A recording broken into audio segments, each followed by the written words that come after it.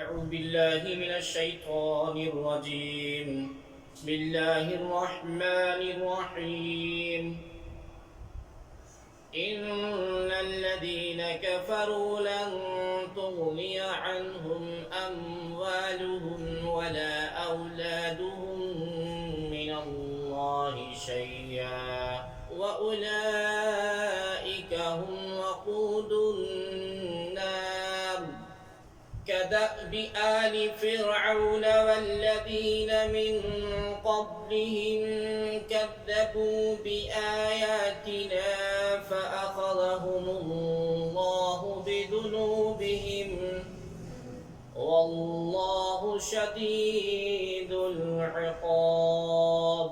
یعنی بے شک کافروں کے مال اور ان کی اولاد اللہ کے عذاب سے انہیں کچھ بھی بچا نہ سکیں گے، اور وہی دوزخ کا ایندھن ہے جیسا فرعون کے ماننے والے اور ان سے پہلے لوگوں کا طریقہ تھا.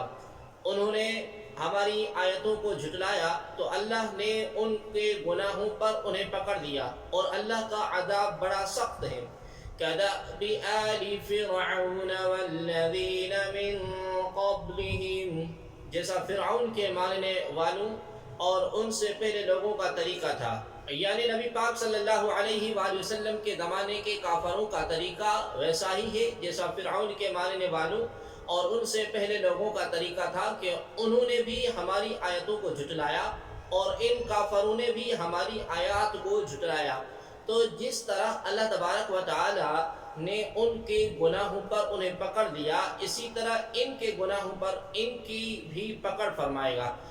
اور اللہ تبارک و تعالیٰ کی آیتوں اور اس کے رسول علیہ السلام کے جھٹلانے والوں پر اللہ تبارک و تعالیٰ کا عذاب بڑا سخت ہے. قُلْ لِلَّذِينَ كَفَرُوا سَتُغْلَبُونَ وَتُحْشَرُونَ إِلَى جَهَنَّمَ وَبِئْسَ الْمِهَادُ. ان کافروں سے کہہ دو کہ عنقریب تم مغلوب ہو جاؤ گے اور دوزخ کے طرف ہانکے جاؤ گے، اور وہ بہت ہی برا ٹھکانہ ہے. ستغلبون، عنقریب تم مغلوب ہو جاؤ گے. حضرت سیدنا عبداللہ بن عباس رضی اللہ تعالی عنہ سے مروی ہے کہ جب بدر میں کفار کو رسول اکرم صلی اللہ علیہ وآلہ وسلم شکست دے کر مدینہ طیبہ واپس تشریف لائے تو یہودیوں نے کہا کہ قریش تو فنون حرب یعنی جنگی طریقوں سے ناآشنا ہے، اس لیے شکست کھا گئے. اگر ہم سے مقابلہ ہوا تو معلوم ہو جائے گا کہ لڑنے والے کیسے ہوتے ہیں. اس پر یہ آیت کریمہ نازل ہوئی اور انہیں یہ غیبی خبر دی گئی کہ وہ دنیا میں مغلوب ہوں گے، قتل کیے جائیں گے، گرفتار کیے جائیں گے، اور ان پر جزیہ مقرر کیا جائے گا، اور آخرت میں دوزخ کی طرف ہانکے جائیں گے. چنانچہ ایسا ہی ہوا، اور کچھ ہی عرصے میں یہودی قتل بھی ہوئے، گرفتار بھی کیے گئے، اور اہل خیبر پر جزیہ بھی مقرر کیا، اور قیامت کے دن انہیں جہنم کی طرف ہانکا جائے گا. قَدْ كَانَ لَكُمْ آيَةٌ فِي فِئَتَيْنِ الْتَقَتَا فِئَةٌ تُقَاتِلُ فِي سَبِيلِ اللَّهِ وَأُخْرَى كَافِرَةٌ يَرَوْنَهُم مِّثْلَيْهِمْ رَأْيَ الْعَيْنِ وَاللَّهُ يُؤَيِّدُ بِنَصْرِهِ مَن يَشَاءُ إِنَّ فِي ذَلِكَ لَعِبْرَةً لِأُولِي الْأَبْصَارِ. بے شک تمہارے لیے ان دو گروہوں میں بڑی نشانی ہے جنہوں نے آپس میں جنگ کی. ان میں ایک گروہ تو اللہ تبارک و تعالیٰ کی راہ میں لڑ رہا تھا، اور دوسرا گروہ کافروں کا تھا جو کھلی آنکھوں سے مسلمانوں کو خود سے دگنا دیکھ رہے تھے. اور اللہ تبارک و تعالیٰ اپنی مدد کے ساتھ جس کی چاہتا ہے تعین فرماتا ہے. بے شک اس میں عقل مندوں کے لیے بڑی عبرت ہے. قَدْ كَانَ لَكُمْ آیَةٌ، بے شک تمہارے لیے بڑی نشانی ہے. یہ آیت غزوہ بدر کے متعلق نازل ہوئی، اور اس میں یہودیوں یا تمام کافروں یا مسلمانوں یا مذکورہ بالا سب کو خطاب ہے، کیونکہ غزوہ بدر میں مسلمانوں اور کافروں سب کے لیے عبرت اور نصیحت تھی. غزوہ بدر 17 رمضان 2 ہجری بروز جمعہ ہوا. اس میں کفار تقریباً 1000 تھے، اور ان کے ساتھ بہت زیادہ سامان جنگ تھا. جبکہ مسلمان 313 تھے اور ان میں سے بھی اکثر نہتے تھے۔ مسلمانوں کے پاس 2 گھوڑے، 6 ذرہ، 8 تلواریں اور 70 اونٹ تھے۔ اس کے باوجود مسلمانوں کو کامل فتح ہوئی اور کفار کو شکست دی فاش، لہذا یہ فتح اللہ تبارک و تعالیٰ کی نشانیوں میں سے بڑی نشانی ہے۔ یرونہم مثلیہم، وہ انہیں خود سے دگنا دیکھ رہے تھے۔ جنگ بدر میں اللہ تبارک و تعالیٰ نے مسلمانوں کی کئی اعتبار سے مدد فرمائی۔ ایک تو فرشتے نازل فرمائے، دوسرا یہ ہوا کہ پہلے اللہ تبارک و تعالیٰ نے مسلمانوں کی نظروں میں کافروں کو اور کافروں کی نظروں میں مسلمانوں کو کم کر کے دکھایا، تاکہ مسلمانوں کا حوصلہ بڑھے اور کافر مسلمانوں کو قلیل دیکھ کر لڑائی کے لیے آگے بڑھے اور مسلمانوں سے جنگ شروع کرنے میں بزدلی کا مظاہرہ نہ کریں۔ یہ لڑائی شروع ہونے سے پہلے ہوا۔ پھر جب لڑائی شروع ہو گئی تو اس آیت میں مذکورہ واقعہ رونما ہوا کہ انہوں نے ان کو دگنا دیکھا۔ اس جملے کے کئی معنی کیے گئے ہیں۔ نمبر 1 کہ کفار نے مسلمانوں کو خود سے دگنا دیکھا، یعنی مسلمانوں کی تعداد کفار کو 2000 نظر آئی۔ نمبر 2 کفار نے مسلمانوں کو مسلمانوں کی تعداد سے دگنا دیکھا، یعنی مسلمانوں کی تعداد انہیں 626 نظر آئی، حالانکہ وہ 313 تھے۔ نمبر 3 مسلمانوں نے کفار کو خود سے دگنا دیکھا، یعنی مسلمانوں کو کفار کی تعداد 626 نظر آئی، حالانکہ وہ 1000 تھے۔ بہرحال ہر صورت میں اللہ تبارک و تعالیٰ کی طرف سے خصوصی تعین تھی۔ اس پر فرمایا کہ اللہ تبارک و تعالیٰ اپنی مدد سے جس کی چاہتا ہے تعین فرماتا ہے، خواہ اس کی تعداد قلیل ہو اور سر و سامان کی کتنی ہی کمی ہو۔ زُيِّنَ لِلنَّاسِ حُبُّ الشَّهَوَاتِ مِنَ النِّسَاءِ وَالْبَنِينَ وَالْقَنَاطِيرِ الْمُقَنطَرَةِ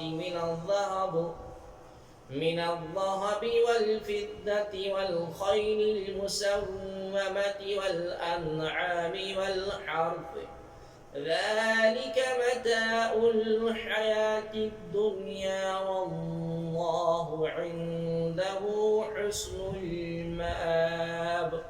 لوگوں کے لیے ان کی خواہشات کی محبت کو آراستہ کر دیا گیا، یعنی عورتوں اور بیٹیوں اور سونے چاندی کے جمع کیے ہوئے ڈھیروں اور نشان لگائے ہوئے گھوڑوں اور مویشیوں اور کھیتیوں کو ان کے لیے آراستہ کر دیا گیا۔ یہ سب دنیوی زندگی کا ساز و سامان ہے اور صرف اللہ کے پاس اچھا ٹھکانہ ہے۔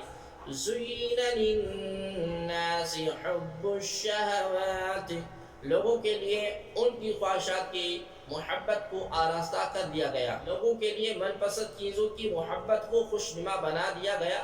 چنانچہ عورتوں، بیٹیوں، مال، اولاد، سونا چاندی، کاروبار، باغات، عمدہ سواریوں اور بہترین مکانات کی محبت لوگوں کے دلوں میں رچی ہوئی، اور اس آراستہ کیے جانے اور ان چیزوں کی محبت پیدا کیے جانے کا مقصد یہ ہے کہ خواہش پرستوں اور خدا پرستوں کے درمیان فرق ظاہر ہو جائے۔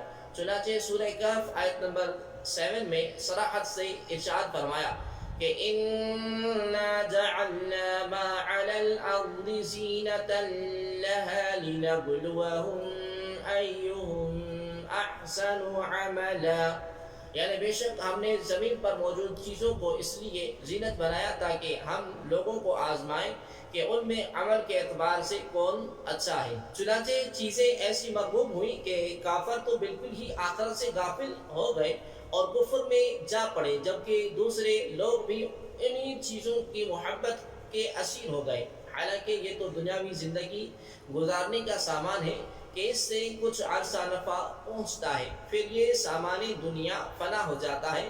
انسان کو چاہیے کہ دنیا کے سامان کو ایسے کام میں خرچ کرے جس میں اس کی عاقبت کی درستی اور آخرت کی سعادت ہو۔ یہ تمام چیزیں اگر دنیا کے لیے رکھی جائیں تو دنیا ہیں، اور اگر اطاعت الہی میں مدد اور معاونت کے لیے رکھی جائے تو دین بن جاتی ہے، جیسے بیوی، اولاد، مال، سواری، زمین وغیرہ تمام چیزیں اگر اپنے دین کی حفاظت اور اللہ تبارک و تعالیٰ کی اطاعت میں معاونت کے لیے ہوں تو یہی چیزیں قرب الہی کا ذریعہ ہیں۔ جیسے حضرت سیدنا عثمان غنی رضی اللہ تعالی عنہ کا مال دنیا نہیں دین تھا، اس کے ساتھ فرمایا کہ دنیا کا سامان تو محض ایک سامان ہی ہے، رغبت اور محبت اور حرص اور طلب کے قابل تو رضا الہی کا مقام یعنی جنت ہے، لہذا اس کی رغبت کرنی چاہیے اور اس کے حصول کی کوشش کرنی چاہیے۔ ہمارے لیے اس آیت میں بہت اعلیٰ درس ہے۔ ہم مسلمانوں کی اکثریت بھی انہی دنیاوی چیزوں کی محبت میں مبتلا ہے۔ اہل خانہ اور اولاد کی وجہ سے حرام کمانا، مال و دولت کو اپنا مقصود اصلی سمجھنا، اس کے لیے دن رات کوشش کرنا، بینک بیلنس بڑھانا، اپنے اثاثوں میں اضافہ کرنا، بہترین لباس، عمدہ مکانات اور شاندار گاڑی ہی تقریباً ہر کسی کا نصب العلم اور مقصود اور مطلوب ہے۔ اس آیت مبارکہ کو سامنے رکھ کر ہمیں بھی اپنی زندگی پر کچھ غور اور فکر کرنا چاہیے۔ قل أنبئكم بخير من ذلكم للذين اتقوا عند ربهم جنات تجري من تحتها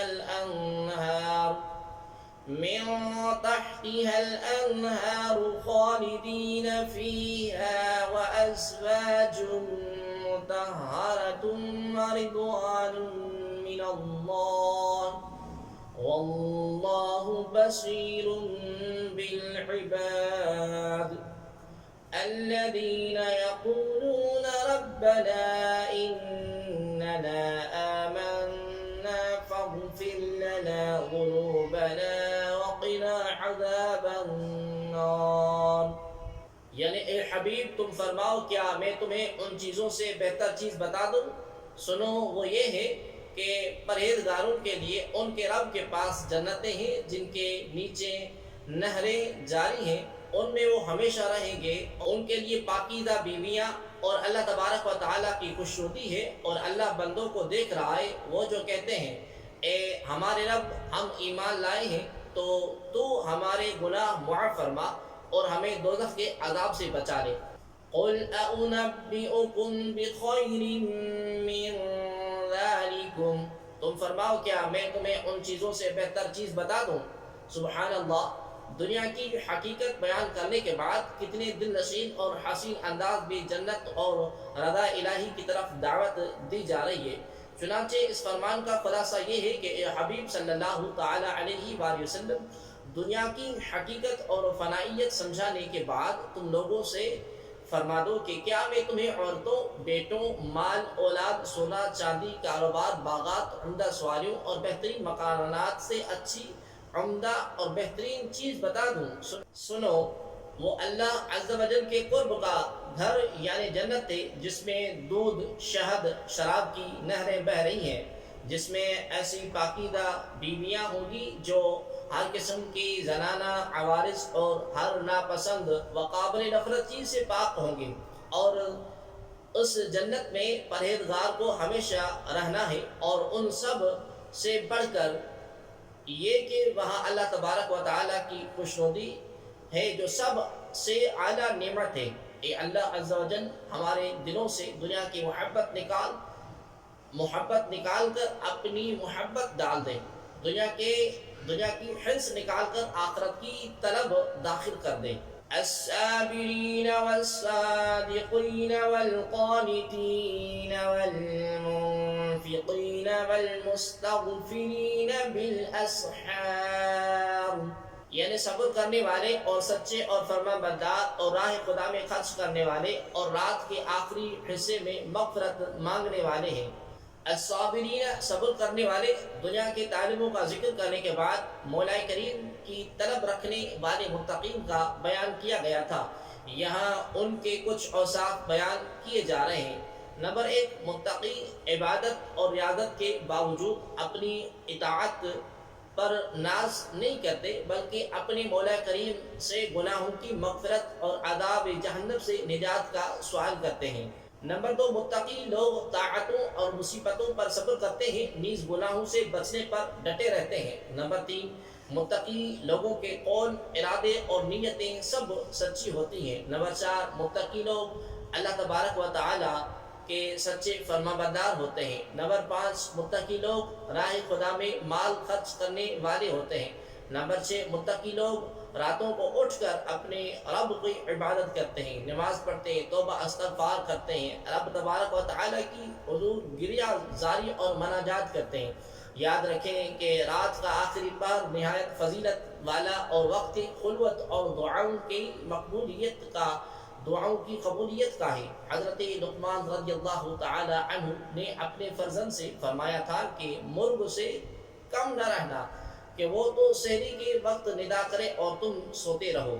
شہد اللہ انہ لا الہ الا هو والملائکۃ واولو العلم قائما بالقسط لا الہ الا هو العزیز الحکیم، یعنی اور اللہ نے گواہی دی کہ اس کے سوا کوئی معبود نہیں، اور فرشتوں نے اور عالموں نے انصاف سے قائم ہو کر اس کے سوا کسی کی عبادت نہیں، عزت والا حکمت والا ہے۔ شہید اللہ انہ لا الہ الا ہو، اور اللہ نے گواہی دی کہ اس کے سوا کوئی معبود نہیں۔ شان نزول ملک شام کے علماء میں سے دو افراد سرور کائنات صلی اللہ علیہ وآلہ وسلم کی خدمت میں حاضر ہوئے۔ جب انہوں نے مدینہ طیبہ کو دیکھا تو ایک نے دوسرے سے کہا کہ نبی آخر زمان صلی اللہ علیہ وآلہ وسلم کے شہر کی یہی صفت ہے جو اس شہر میں پائی جاتی ہے۔ پھر جب حضور پر نور صلی اللہ علیہ وآلہ وسلم کی خدمت میں حاضر ہوئے تو حضور اقدس صلی اللہ علیہ وسلم کی صورت مبارکہ اور اوصاف کریمہ کو تورات کے مطابق دیکھ کر فوراً آپ کریم صلی اللہ علیہ وآلہ وسلم کو پہچان لیا اور عرض کیا، کیا آپ محمد ہیں صلی اللہ علیہ وسلم؟ تاجدار مدینہ صلی اللہ علیہ وسلم نے فرمایا ہاں۔ انہوں نے پھر عرض کی، کیا آپ احمد ہیں؟ سرکار دو عالم نور مجسم صلی اللہ علیہ وآلہ وسلم نے فرمایا ہاں۔ انہوں نے عرض کیا، ہم آپ صلی اللہ علیہ وسلم سے ایک سوال کریں گے، اگر آپ کریم صلی اللہ علیہ وسلم نے درست جواب دے دیا تو ہم آپ کریم صلی اللہ علیہ وآلہ وسلم پر ایمان لے آئیں گے۔ نبی اکرم نور مجسم صلی اللہ علیہ وسلم نے فرمایا سوال کرو۔ انہوں نے عرض کیا کہ کتاب اللہ میں سب سے بڑی شہادت کون سی ہے؟ اس پر یہ آیت کریمہ نازل ہوئی اور اسے سن کر وہ دونوں شامی علماء مسلمان ہو گئے۔ اس آیت میں فرمایا گیا کہ اللہ تبارک و تعالی اور فرشتے اور علم اور اہل علم یعنی انبیاء علیہ السلام اور اولیاء رحمت اللہ تعالی علیہم نے گواہی دی کہ اللہ تبارک و تعالی کے سوا کوئی معبود نہیں۔ اس سے معلوم ہوا کہ اہل علم بڑی عزت والے ہیں کہ رب کریم نے انہیں اپنی توحید کا گواہ اپنے ساتھ بنا لیا۔ لیکن علماء دین سے مراد علماء ربانی ہیں، یعنی صحیح العقیدہ اور صالحین علماء۔ علماء ربانی وہ ہیں جو خود اللہ والے ہیں اور لوگوں کو اللہ والا بناتے ہیں، جن کی صحبت سے اللہ کریم کی کامل محبت نصیب ہوتی ہے۔ جس عالم کی صحبت سے اللہ کے خوف اور حضور کریم صلی اللہ علیہ وسلم کی محبت میں کمی آئے وہ عالم نہیں، وہ ظالم ہے۔ ان الدین عند اللہ الاسلام وما اختلف الذين اوتوا الكتاب الا من بعد ما جاءهم العلم بغيا بينهم ومن يكفر بآيات الله فإن الله سريع الحساب، یعنی بے شک اللہ کے نزدیک دین صرف اسلام ہے، اور جنہیں کتاب دی گئی انہوں نے آپس میں اختلاف نہ کیا مگر اپنے پاس علم آ جانے کے بعد اپنے باہمی حسد کی وجہ سے، اور جو اللہ کی آیتوں کا انکار کرے تو بے شک اللہ جلد حساب لینے والا ہے۔